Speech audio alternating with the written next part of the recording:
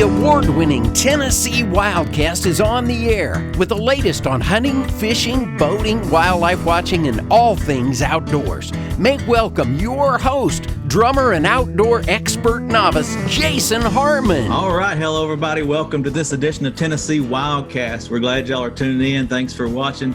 Thanks for listening. Once again, we're still on Zoom with this pandemic that's going around. We've not been able to get to the office very much, so we're shooting these on location or at our homes and that kind of thing. So, but we're trying to keep bringing you the outdoor information and keep having fun with this. We've got Don King helping co-host today, and I appreciate him being on. Hey, Don, how's it going in your neck of the woods?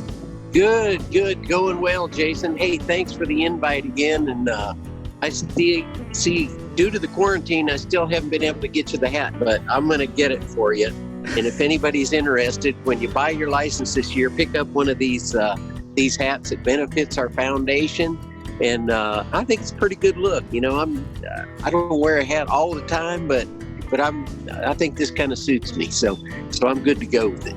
Yeah, it looks good on you. It looks good. Yeah, it's an easy $20, and that helps go toward helping programs and things like that for the agency and outreach and get out hunting, fish, and that kind of thing. So it's a good investment.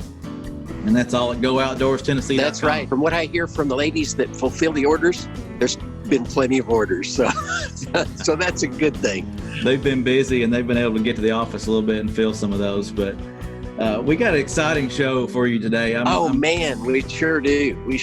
It's I'm excited to have Logan White and Karl Klug with us. They're both owners of the Archery Den in Franklin, and we're going to dive into all that today.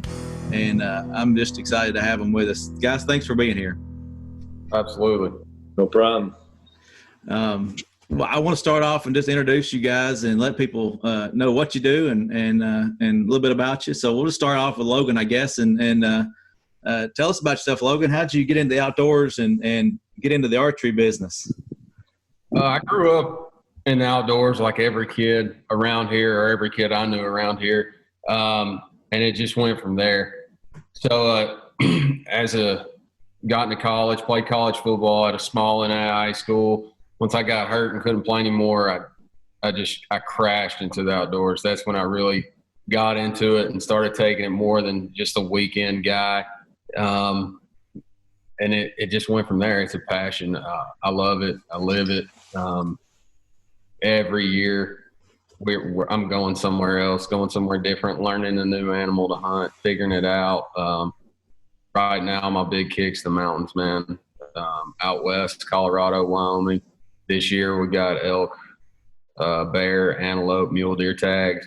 Excited about that. And then a little bit about me. Married to my wife, Ashley. We got a daughter named Kansas, got one on the way. And then I'm a full-time fireman for the city of Spring Hill. Okay. Outside at the archery shop. Wow. Well, you're busy. You got a lot of fun going on, a lot of work going on, and yeah, that's cool. That's cool. That's awesome. And congratulations on the one on the way. Appreciate that. They're a bundle of joy, aren't they? They're fun. They keep you on your toes for sure. All right. Well, let's jump over and talk to Karl real quick. It was cool to learn a little bit about you and your past playing for the Tennessee Titans, number 97. So let's hear a little bit about yourself and tell us how you got introduced into the outdoors and how you and Logan met. I grew up in Minnesota. So as you can imagine, I grew up ice fishing, rabbit hunting, squirrel hunting, pretty much hunting, whatever. Deer hunting, it was a little more recreational. It was just more sort of fill the freezer. Now being done with football and having a little more time, I was able to get out in the woods a little bit more this last year, which was a lot of fun. It was my first year bow hunting, actually. So that was neat in itself right there. But yeah, outdoors, it's definitely a getaway. I love being outside whenever chance I get. Me and Logan, we actually met. So when I moved down here, it was 2011, and we were looking to get a dog. And I asked the breeder who we bought the dog from. I said, hey, do you know of anybody that has any hunting land? And he gave me two people. One was Logan. He said, this guy lives in the woods. basically call him the redneck. And I'll take it. And then it was he's like, and then there's another guy that has some property. He's more of a business guy. I said, well, let me get the number to that redneck. I feel like I'd maybe be able to relate to him a little bit more. And so I reached out to him and I started talking to him. We just kind of hit it off right away. Obviously, the outdoors is what connected us. I just feel like that happens all the time too, by the way. But that's how our relationship started. And we just kind of grew from there. But yeah, I went to school at the University of Iowa.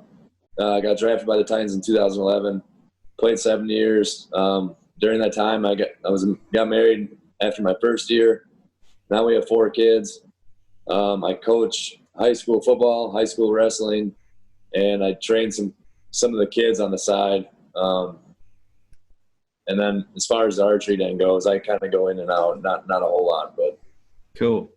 that's what I do. Yeah, awesome. Don was telling me a few stats earlier. What was that you found on 2011? He had some pretty good numbers there. Yeah, that rookie year, led the rookie defensive tackles with 7 sacks, which exceeded all expectations. So it's always great to exceed expectations. Yeah.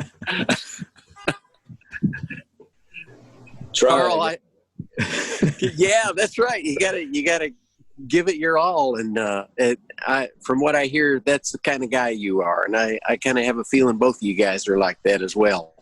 You find something you love and you embrace it and you just go for it with all you got. And man, that's a great way to approach life. And it sounds like the same way you guys approach the family side of things too. So Absolutely. That's number one. God, Working, living life in the outdoors. And I think I can speak for myself. I live a dream, man. I live every hunter's dream. I'm a paid fireman, so I basically hang out and get paid to be at a frat house with all my friends. And then I get paid to be around bows and hunt for a living. So, but number one's the family every day. Yeah, that's all. Let's jump into it. Turkey hunting. How's the season gone so far? Logan, you said you had some success. Tell us about that. It's been hard, man. This year has been so different. I don't know if it's been the weather's been so up and down and different and changing every day or what, but that's how that was the first hunt me and Karl ever went on, and I got lucky. I had a bird land on his feet, and so ever since then he's just thought turkey hunting's easy. It's been tough this year. I've killed 2. Not trying to sound arrogant. Usually by now I'm tagged out, but it's just been one thing after the other. You know, like this morning I worked a bird, had him coming in, thought it was going to happen. You know, I'm already ready to take pictures, and then here comes some hens. Cut them off, take them away, and game over. So, but like I tell anybody, you can't kill them from the couch. So no matter how hard it gets, I'll be there in the morning. I'm going tomorrow morning. So, yeah. Karl, have you sacked any this year? I have to give credit to my wife on that one. She said you ought to use that. Have you sacked any turkeys this year? Like I said, I hate to admit it. I have not been out yet this year. Me and Logan were trying to go a couple weeks ago, but my wife didn't feel comfortable with all the COVID crap going on, and so she kind of put the brakes on that, so I had to respect that. But no, outside of that, I have not been out yet. I share some property with a guy, well, a few guys, and he kind of yielded to me during the fall for deer hunting. So out of respect, I'm trying to give him his space for the spring turkeys. I'd rather hunt in the fall than turkey. So I hear you. Yeah. It's fun to do both, but I'd have to say deer hunting is probably my favorite, you know, but but when you hear that bird gobble, it definitely gets your heart racing. Definitely. I agree with you on that. So what's some of the land that you said you got some private land that you hunt and with a buddy or whatever, but y'all ever hunt public land in Tennessee, or what's your thoughts on that? Y'all get out there very much and chase birds or deer on public land?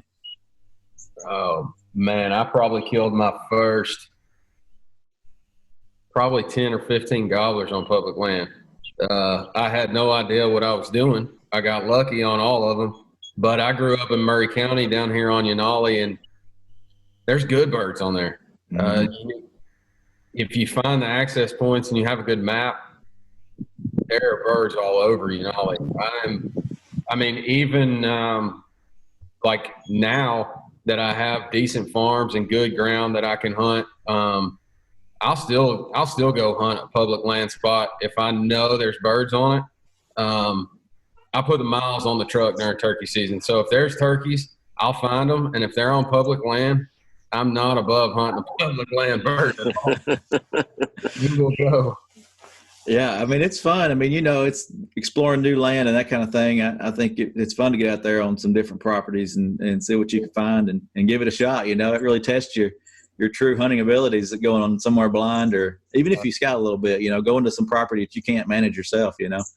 And I think a lot of times the public lands are overlooked by guys too. Our managers put in a lot of time and effort to make it good, to enhance the habitat and really draw the wildlife. And so it's good you're taking advantage of it. I think too, if you put the miles in on the boots on public land and get more than 200 yards off the road, right, you have the whole place to yourself. I think the state of Tennessee has some really good state lands that anybody can go hunt, hike, enjoy them, use them. That's what they're here for. That's right. Exactly. Well, what's one of the tips you would give folks? I mean, we'll talk turkey, we'll talk deer, whatever, but what's some of your top tips for, say, turkey hunting? Put the call down. Or deer hunting. Okay. Put the call down. So you like to still hunt turkeys then? Well, I mean, I call when I need to call to the bird, but I've hunted with not a lot, but a few guys that if the call's in their hands, they feel like they got to scratch it. Or if it's in their mouth, they got to use it. I'm like, hey, let me see that for a minute. I really do. I feel like you can overcall a bird real easy. And I feel like that has messed guys up and messed me up on killing that bird. But that's my biggest thing is don't call to them too much. And that's it. Like, I feel like I'm aggressive sometimes. Where I get myself screwed up most of the time is I'll be a little over aggressive in the dark, trying to get way too close to them on the roost. But other than that, that's about it, really. Are you a decoy kind of guy? You like to run decoys, or you just? I'm not. I hardly ever run a decoy. I don't know that me and Karl ever put a decoy out on one of our turkey hunts. I may put one out, but if I'm in the timber, there's no way. I want that bird to come in looking, searching, checking behind every tree, trying to figure out where that sound's coming from, not pinpoint it straight at a decoy. That's just me though. Yeah. Yeah. Well, one thing, since y'all own and operate the Archery Den and really big into archery, do you find yourself chasing birds with archery equipment? I have, yeah. It's the hardest thing I've ever done. I bet. I've never tried it, but I'm sure it is. It's tough. It's tough. I've killed a few with a bow. First bird I killed with a bow was a longbeard after I got busted by 3 jakes 2 mornings in a row. Mm-hmm. So I just got lucky. But, yeah, it's fun. But when I'm ready to kill one, I'll take the shotgun. Oh, I hear you. Well, I want to talk a little bit about your store and what y'all have to offer there, and what can someone find if they show up at the Archery Den. And then I kind of want to go through some of the steps they would take to get ready for a season, and what kind of gear they need and what you suggest. And so tell us about the store. What are they going to find when they come in and visit the Archery Den? It's pretty standard bow shop, right? You walk in, you got a choice between Matthews bows and prime, right? And then we got all the accessories that you need. We have a 10-yard indoor shooting range. Matt will be there to tune you up. Logan, you can handle that a little bit sometimes, right? Paper tuning. Oh yeah. But outside of that, like Logan said, we just kind of rearrange some things a little bit. We have a focal point, kind of like a bar area, which is going to put Matt in the corner now working on bows. He's going to have 2 bow presses going now. It's a pretty smooth operation, I'd say. But, yeah, we got targets. Really whatever you need. If we don't have it, we'll order it for you. Cool. Yeah, y'all got a good web presence. I found you on the web, and y'all on social media too, I'm sure. And their location, Jason, is just, I mean, so close to our archery range. So that you guys must find that pretty handy when you want to step past 10 yards to try some gear. We send a lot of guys up there. We go up there quite a bit and shoot. That's a great range, awesome range. The people, the citizens, we're lucky to have that. But the biggest thing to me, Karl talked about it. There's no fancy frills in the shop. We're a bow shop. I don't think you'll find one better. We tend to carry price ranges for everybody. Whatever you're looking for, we got it. And then we do carry 2 of the top 3 to 4 brands on the market right now in archery equipment with Prime and Matthews. So yeah.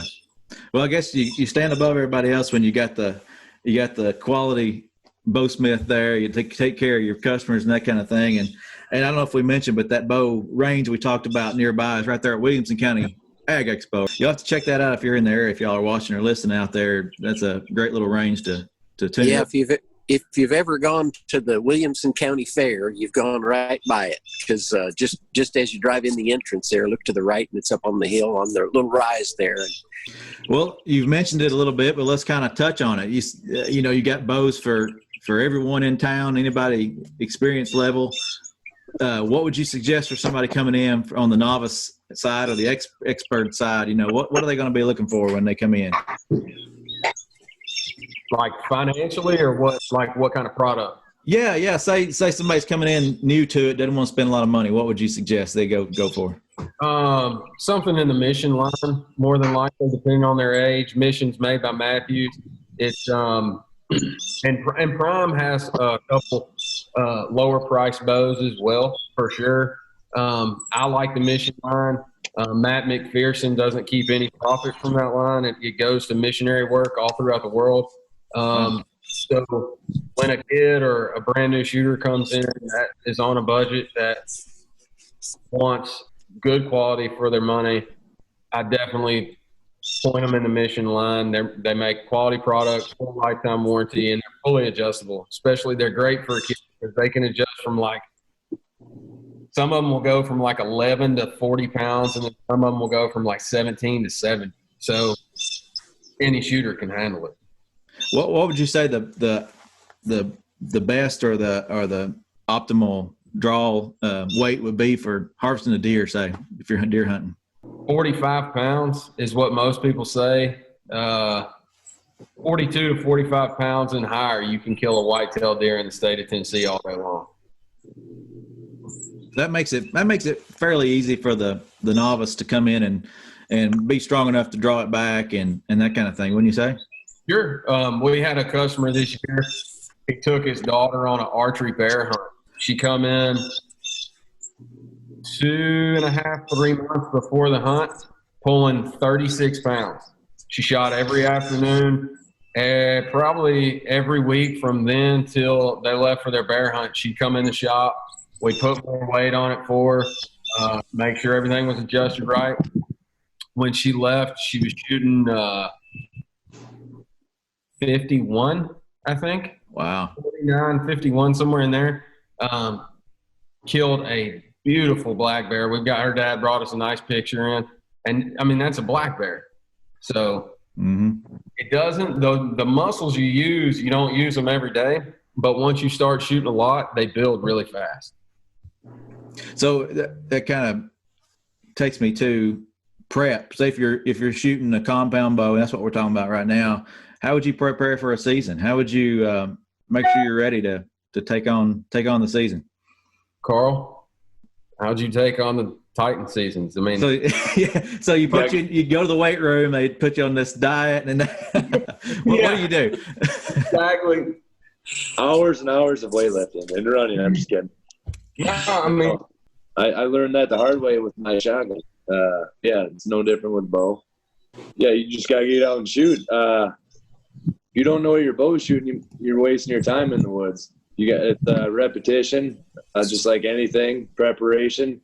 You got to put the hours in, put the time in. You gotta get comfortable with your bow. So if you don't feel very confident at 30, 40 yards, you're kind of wasting your time going out in the woods a little bit, I would say. But you got to do the prep work in the woods. Kind of see where the deer are at. Setting yourself up right, obviously, right, and then just shooting your bow. So it's similar to playing for the Titans. You got you on a plan, and you have to stay with it and keep practicing and keep working and keep strength training and that kind of thing, right? Yeah, it's no different. Muscle memory, right? Shooting a bow, muscle memory, and then working out. Shit, it's all the same stuff. Yeah. So what would you suggest for somebody coming in looking for a compound bow? What is that something y'all offer there at the Archery Den? Is that something y'all sell? Yeah. So we sell compounds. And crossbows. That's what I was trying to get at. Sorry. Yeah. So we sell crossbows, and we have them ranged from anywhere from $500 to the sky's the limit. I mean, these new ones out now, there's some Ravens out. Matthews has one. It's in the Mission line.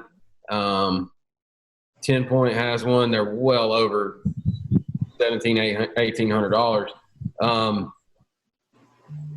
Crossbows are great for some people, for sure. Mm-hmm. But we have them. We set you up. We'll get you shooting straight and close at the 10-yard mark, and then all you got to do is sight down like a rifle. So they're not bad. That's probably a good way for somebody to start out. But I know if you really want to be some people say a real bow hunter, you go for the compound. So yeah. I'll throw it out there. I'm not a real bow hunter because I've used a crossbow and had success. Here's the thing, like with me, and this is what I would tell anybody who shoots a crossbow or a compound bow or a rifle or a shotgun, whatever you're shooting at, bury your sight. Like that's the problem. Is guys have gone from compound bows or they've gone just rifle hunting to a crossbow and shoot it like a rifle, and it's not. It's totally different. I got out west in Kansas, and we lose more deer, but we can't find them every year with a crossbow compared to a compound bow. It's the same thing. You've got to practice. They're awesome equipment. And they can kill a deer fast. They can kill an elk, whatever. You're shooting quick, and they're zipping through the air, but you've got to practice with it. It's not just go sight it in and then go to the tree. They're just like a bow. You've got to practice with it. Yeah. Well, you see a lot of the crossbow or crossbows being used for all kinds of different things, and then even compounds for bow fishing. Do y'all ever set up bows for that kind of thing through the shop? Yeah. Oh, yeah. I love to bow fish. Bow fishing's a blast because I like to shoot a bow. So deer season, I'll hunt 90 days and maybe shoot 1 or 2 arrows. Bow fishing, you hunt a few hours and shoot 200 times. But, yeah, we order them in. We set them up. We've got a guy that we can set people up for with a trip. Super good dude who runs a great boat, runs a great shop. But yeah, bow fishing's getting bigger and bigger. It seems like every year, especially in the state of Tennessee. We've got some great water and some great areas to shoot fish on. Yeah, awesome. Yeah, I think it'd be fun to try out. I mean, you gotta worry about the refraction in the water and that kind of thing, and shoot over and things like that. So it'd be a challenge for sure. If you think you're aiming low enough, aim lower. Refraction will get you every time. Oh, well, we're going to run out of time, but I wanted to pick Karl's brain real quick. What do you think the Titans are going to do this year? You think after last season they're going to pull it off this year? I mean, they looked pretty good toward the later part of the season last year. They had a great team last year. That was probably the best team, easily the best team they've had since I've been down in the state of Tennessee. But is there going to be a season this year? I don't know. Well, that's true. That's true. Well, they had the draft. They've got some. They got some new players out there, and hopefully they're going to have a season. But you don't ever know. Yeah, I mean, hypothetically, let's say they do have a season. I'd like to think. I think their formula of how they won last year, I think that's going to carry over. Obviously, they're missing some pieces on defense again, though, this year. So the offense, they look kind of sad, but we'll see how the defense does this year. Yeah. Trading away 9-9, Jarrell Case, that's gonna be different. Yeah. Hey, Karl, appreciate you sharing today on the show. And I grew up in Nebraska, so Cornhusker, Hawkeye, kind of right there with you. But anyway, I wanted to ask you about. Had to do it. He had to do it. I wanted to ask you about Tennessee. What drew you to hang around here after the football career? Is it just a good place to be, or what was it? A combination of a lot of things. My brother, he still lives down here. Great friends down here. Obviously, Logan being one of them, and me and him own a business together. So. But the weather, although I hate the summer down here, the summer's garbage down here. If I were to complain a little bit, but I do miss the winters a little bit. But you really can't go wrong with the weather down here. But it's a great state, great area. There's a lot to like down here. That's good. Well, welcome to Tennessee. Yeah, appreciate it. Yeah, awesome. Well, I appreciate you guys. I mean, it's been a fun day, fun show. I think folks will enjoy this. Hopefully, they got a few tips they can use, and they know the right place to go to find a bow now. I believe that's exactly. Sure. That's right. And maybe we can get out and do a show in the shop one day. We'll shoot a bow or two and show folks what it's like to come by the shop and find something. So, thank you. We appreciate it, and look forward to getting you in the shop soon. When all this stuff is the pandemic is over. Yeah. I think everyone is looking forward to that day, just to be able to get outside or get out into the normal routine, back to what was normal. But if you're looking for something to do, the outdoors are open. So find you a fishing rod or a bow or a gun, and check your seasons, get you a license, and go have a good time. So.